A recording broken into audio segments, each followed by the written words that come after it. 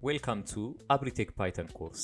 በዚህ ቱቶሪያል ቪዲዮ ፓይተንን ወደ ኮምፒውተራችን እንዴት ዳውንሎድ እና ኢንስቶል እንደምናደርግ አሳያችኋለሁ።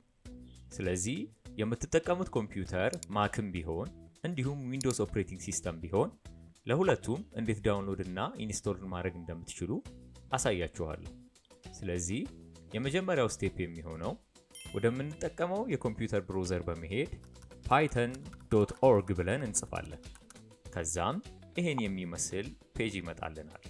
ከሚመጣልንም ፔጅ ላይ ዳውንሎድስ ወደሚለው ኦፕሽን እንሄድና የምንጠቀመው ኮምፒውተር ዊንዶውስ ከሆነ ዊንዶውስ የሚለውን ክሊክ እናደርጋለን። ከዛም ከሚመጣልን ምርጫ ውስጥ እንደ ኮምፒውተራችን ሲስተም 32 ቢት ከሆነ 32 ቢት፣ 64 ቢት ከሆነ ደግሞ 64 ቢትን በመጫን የምንፈልገውን የፓኬጅ ኢንስታለር ዳውንሎድ ማድረግ እንችላለን ማለት ነው። ስለዚህ የኔ ኮምፒውተር 64 ቢት ስለሆነ ይሄኛውን ፓኬጅ ዳውንሎድ አድርገዋለሁ። የምጠቀመው ኮምፒውተር ማክ ከሆነ ደግሞ ማክ ኦፕሬቲንግ ሲስተም ወደሚለው ምርጫ በመሄድ የምፈልገውን የፓይተን ኢንስታለር ፓኬጅ አወርዳለሁ ማለት ነው። ይህ ቪዲዮ በሚለቀቅበት ጊዜ አፕዴት የሆነው የፓይተን ኢንስቶለር ፓኬጅ 3.13.12 ነው። ስለዚህ እሱን ዳውንሎድ እናደርጋለን።